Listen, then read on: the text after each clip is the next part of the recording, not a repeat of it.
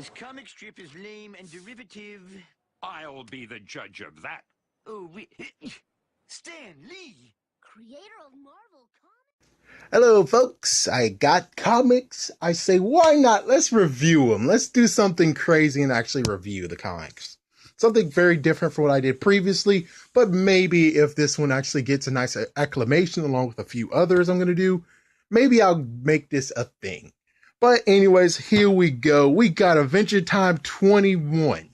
One thing you need to know is about Adventure Time 21 is number one, well, Adventure Time period in comics. Kaboom is involved. KaboomStudios.com is involved with this. And looks like this is cover A. Well, anyways, cover A, as you can see, it doesn't have anything to do with the story, crazy enough. Yeah, I'll tell you, it doesn't do anything with the story at all.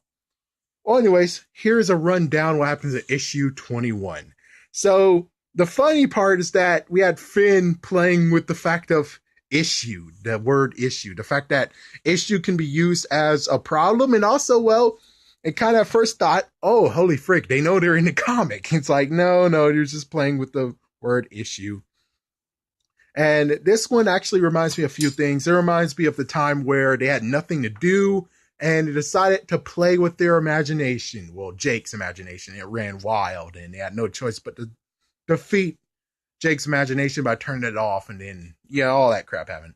And the other one was the fact of they became slobs because of their interns, and they ate a lot of ice cream, and he got so fat.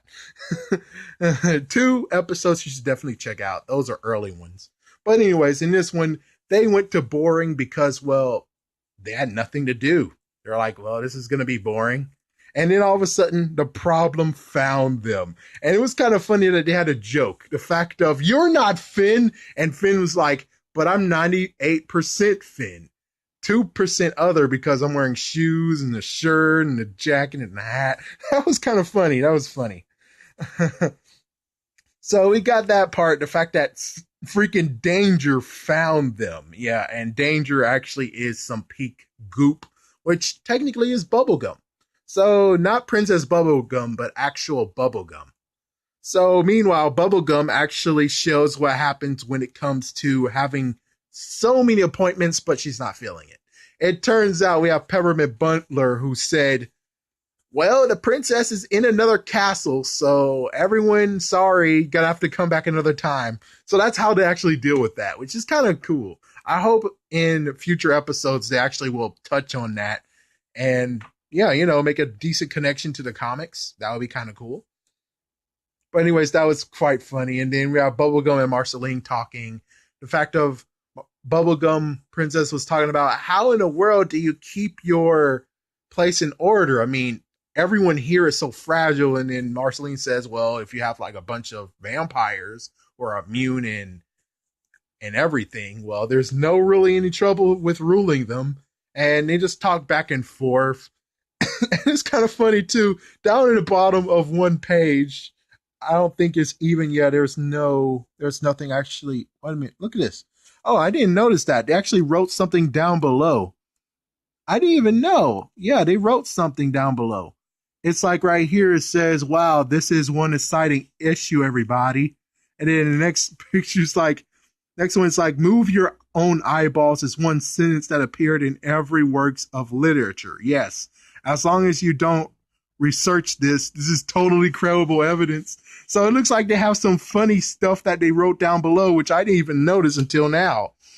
So that's even cool. That's even more icing on the cake. But yeah, anyways, we have a citizen, a candy citizen, who apparently everyone took this thing.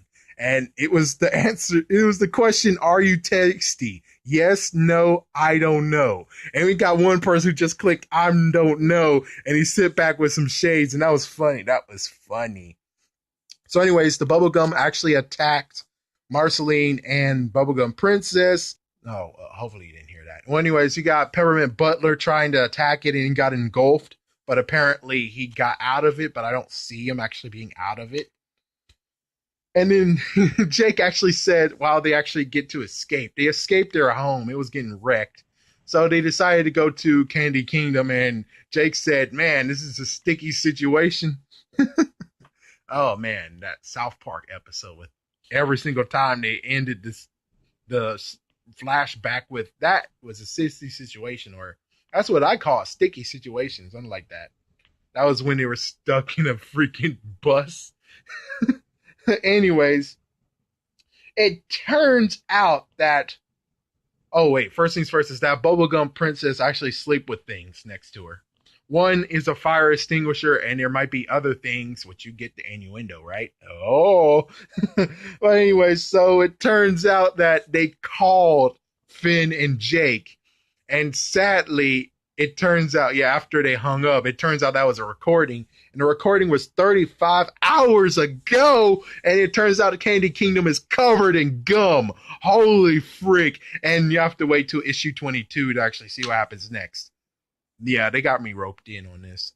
I'm not truly roped in, but because I know where I got this from, they don't sell them that fast. Luckily, I'm going to be able to bite my time, even though I think they don't have like every single issue. I think they only have 8 versions of what you can get. Anyways, we got a second story. The second story was very short. It was called Beach Bum, and it was basically involving surfing. And also, we got one dude that actually turned out to actually have brothers that are surfboards, and they were buried apparently, or they washed ashore and got buried.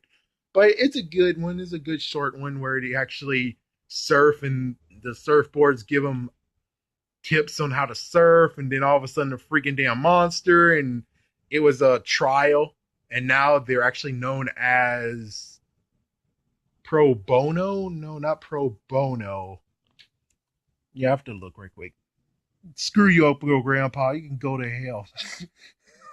Let's see. Oh, Primo Surfers. Yeah, they're now known as Primo Surfers. He can come back anytime and surf with his brothers who are surfboards. But anyways, yeah, let's rate this one. Let's see. This one's actually in 2003. Yes, 13, sorry. It came out in 2013. If it came out in 2003, that would be crazy.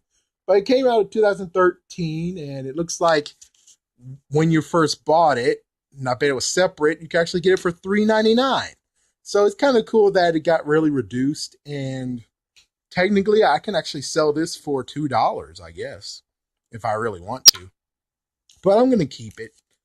I will rate this one definitely a read. I mean, if you find it, especially if you find it in a dumpster, save it. Save it, because you won't regret it.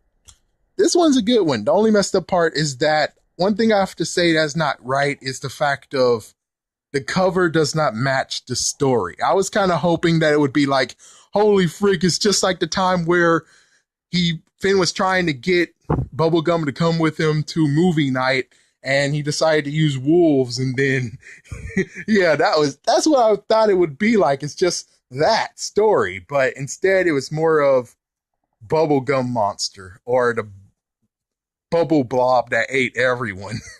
So if I do get 22, I'll keep you posted. But for right now, I would say this is definitely a good one to check out. I do have another one I'm going to check out. Who knows? Maybe it is 22. But let me see. It does have the blob on there, but I don't think it is. Anyways, thank you for watching. And if you like this one, definitely check out the other ones that are coming very soon.